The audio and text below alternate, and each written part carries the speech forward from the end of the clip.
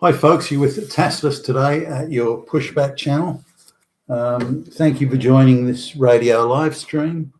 And a couple of people have commented, a few people have been commenting on some of the noises I make at the beginning of these radio live streams, and saying, well, is it from this song or that song, or sounds like it could be from this song, but you got to guess this song. Kung Fu Tzu, I think, is the one. So starting off with an E flat chord going to F7, and then an A flat chord, B flat seventh. This is something was written in 1964. So, the manager of these guys that wrote the song was called Andrew Loog Oldham. So there you go, a bit of trivia for you guys. Let me see. So in this essay, I'd like to talk about there's been a number of claims, not only from Jewish activists, but from Gentiles who are in the sort of the commentating space, suggesting that anti-Semitism is pretty bad and getting worse. Now, I don't agree with that, but let's sort of have a look at it and let's pass some of the information and see how we go. Australia is quite a bit different from the United States. There wasn't a huge influx of East European and Belarusian and Ukrainian Jews in the 1880s and that sort of thing. So there isn't that same sort of Jewish issue, if you will, and it doesn't mean there isn't a Jewish community here. There is, but it's you'd be hard pressed to find anywhere near as many activists here as you would in the United States and in some other places around, but particularly the United States.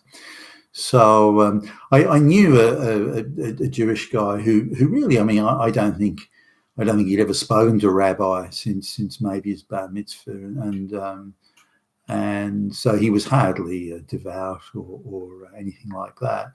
But he went to New York to visit some, I think, Jewish relatives that he hadn't seen before, and he came back as a really radical activist.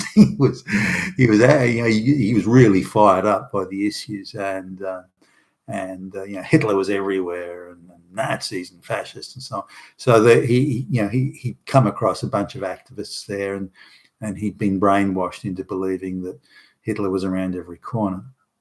So I was rather surprised by that, but he gave me a view or an insight into how activist, or at least his relatives were, how activist the Jewish diaspora is in the United States, and how ready they are to take offence, and how keen they are to use victimhood to further their own pursuit of power, be it financial, political, or social. So now, we need to sort of accept some realities here, that Jewish people are people like anyone else, and they can be greedy and avaricious and can be consumed by the 7 deadly sins and so on. So they're not perfect, as no one is, and if they spot an easy opportunity, I don't doubt that they, as many people would, will pursue it, be it Jewish or Gentile, by the way. But is the situation, certainly from my perspective, I kind of don't see it. It's not something I come across day to day. I interact with Jewish people without even thinking that they're Jewish. And unless they're dressed in Jewish raiment or wearing the hat or something like that, or particularly devout, then I wouldn't even know. If you're on a first name basis, then it's just Bob, Bill, or Harry. Now, if they have what you say would be a particularly Jewish first name, then maybe that would somehow give it away. I mean, if it's Shlomo or something, then you go, oh, okay. But then the chances are high that they'd be rather devout, so that it would be given away anyway. But if they've got a normal sort of Bill, Bob, or Harry type name, and you don't know that their surname ends in Stein or Berg or Cohen or something, then you wouldn't know. And I did business with a guy, the name of Cohen, for many years, and I didn't didn't ever think about that he was Jewish. The thought didn't cross my mind. Again, he was hardly a devout guy, and he hung around, I think, not exclusively, but mostly with Gentiles. And I just never thought about it. And it never crossed my mind to ask him about it or talk to him about it. He was another guy. He was always polite and pleasant to me, and then we did some good business together. So it's to me, it's not a big deal. I just don't see it. I don't harbour any animosity in my heart. So I assume that others don't, just for the random arbitrary reason that someone's Jewish, hate them. I don't believe that happens. I suppose it must. I mean, the balance of probability, you're bound to find somebody somewhere, but equally you're bound to find people that hate straight, white, male, Christian Gentiles. I mean, those people too are around. Do I think they're, well, actually they do seem to be rather numerous these days, but nonetheless, I just don't come across this idea of or this practice, alleged practice, that Jewish people are being discriminated against, or that they're specially selected for special aggressive hatreds or anything like that. Again, you can find examples, and I'm not disputing that, but is it something sort of all-encompassing or pernicious and widespread? I just don't believe so. Certainly not in where in the circles that I move in, or that I'm aware of, even second or third hand for the information that I get. So I don't accept that, firstly. So I don't accept it is bad currently. Is it getting worse?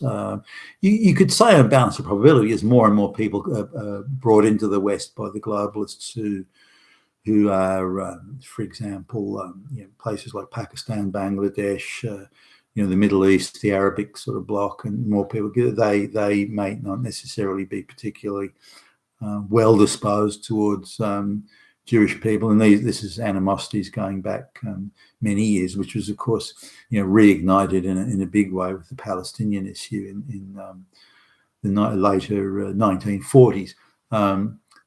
So I suppose there's going to be an increasing number of people that are less well disposed to the Jewish. Now, the Jews, if anything, have learned to look ahead and see the looming possibilities of drama down the road, down at the end of the tunnel, and so on. So I don't doubt that they're looking at that thinking, holy shit, what's the West going to look like when 30 or 40% of the population are Islamic or something like that? Then what will that mean for us? We don't know what it'll mean, but it's likely to mean that any privileged positions we have, or any benefits we have, any use of the World War II timeline of what happened to Jewish people in Europe, the use of that to claim privilege and victimhood will likely have much less impact when a greater proportion of the population are inherently less sympathetic towards us. So I don't doubt they're doing that and wanting to maneuver themselves into a position where they're better protected than if they did nothing at all. I do get that. Now, in terms of people having negative views towards, like others, Gentiles having negative views towards Jewish people, and let's say white Christians, for example, then it's not hard to draw sort of pessimistic conclusions there, because if I look at the amount of people who are the real shaker movers and enactors and enablers for globalization, for example, the aggressive pursuit of white people, calling them all fascists and Nazis and straight white people and that sort of thing. There's Jews are heavily overrepresented in that group. If you look at the feminist movement in the late 1960s and early 1970s in the United States, so 4 out of every 5 women involved there were Jewish. If you look at the people who are pushing and promoting drag queen for Gentile children, they're again heavily overrepresented by Jewish people. Now, I don't know why that is. I couldn't say. I mean, other people have said, well, look at all the Broadway and Hollywood musicals that were many made into movies and so on. 4 out of 5 of those people, in fact, 9 out of 10 of those people are Jewish. So, well, what about that? So Jewish people are overrepresented in many areas of literature and music and science and so on. So why should you single out the feminists or the communists and so on and the globalists? Jews are overrepresented there, so as they are in many other endeavours. So, and I do get that. I do understand that.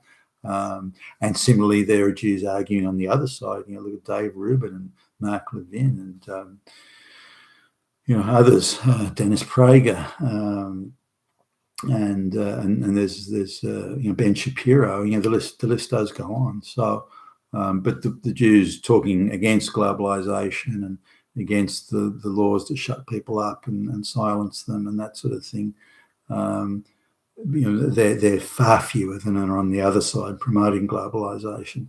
And one of the benefits of globalization is it's going to neutralize straight, white, Christian, Gentile males and society generally, and that's by the Jewish activists. That's seen as never again will these middle class Gentiles be a threat to us. But the middle class Gentiles are also preventing many other threats from getting to the Jewish people. And so once you remove the middle class Gentiles, then all the others that want to or maybe contemplating causing Jewish people harm will have a much freer reign and will have much greater access to the tools and the devices necessary to persecute groups of people they don't like. So that, but I just want to finish off from this. I've worked for hired Jewish people and worked alongside Jews. It's not an issue. I've never really thought about it. There's a few that have sort of pushed it in my face. I have noticed that if Jewish people get into positions of prominence, they tend to favour hiring other Jews. I've noticed that, and some people that have sort of been reporting to me, I've jumped on. No, you can't do that. You hire people who are qualified. You don't go hiring people from your own diaspora. There's some sort of form of self-protection or deriving benefit, particularly to your tribe. That's not what if you want to start up your own business and do that with your own money, you go right ahead. But at the moment, you're spending the investors' money, and that's not part of it unless you want to go to them and say, hey, I only want to hire Jewish people here and screw your investment. If you want to get permission to do that, you try and you go right ahead. But otherwise, until such a time, you hire as you're instructed to do and according to the policies. And a couple of times I got pushed back of just a soft try on, well, if you're a fascist, then why do you? Don't give me that. Don't give me that. You do what the fuck you're told, and you follow the company's policies, and you don't favour your buddies over someone else. You hire people purely based on I insist that people that work for me, at least when they hire, they must hire people they don't know, because that forces them to look at the skills of the person they're hiring rather than look and say, well, they're a good buddy or they're a fellow Jewish or this or that or so. It forces them to look only at the skills. What can this person do? What can they deliver? And that's the important thing. So just in sort of summary, certainly from my perspective, I don't see that hatred of Jews is bad currently and getting worse. I don't think Jewish people, given how many activists there are in that globalist cause, do themselves any favours. But I don't see that they're being singled out just for being Jewish. People have a problem with the globalist activists. It's because they're globalist activists. That they happen to be Jewish is a secondary issue, and I don't accept that they're being disliked or criticised or anything like that simply because they're Jewish. It's because they're globalist activists, and we need to understand that. Same as the feminist activists in the 60s and 70s who were really pushing a Marxist sort of agenda. The problem, as looking back in time, the problem I have with them is because of their Marxist activism, and because their prescriptions for solutions were the destruction of, again, heterosexual men. So that was never something that was going to fly. And so I have a problem with their activism. I remark on how many of them were Jewish, but I don't have an issue because they were Jewish, and so we need to separate that. And I'm sure most people think as I do there. I look forward to seeing your comments below. You've been with Tacitus today with your Pushback channel. Thank you for listening.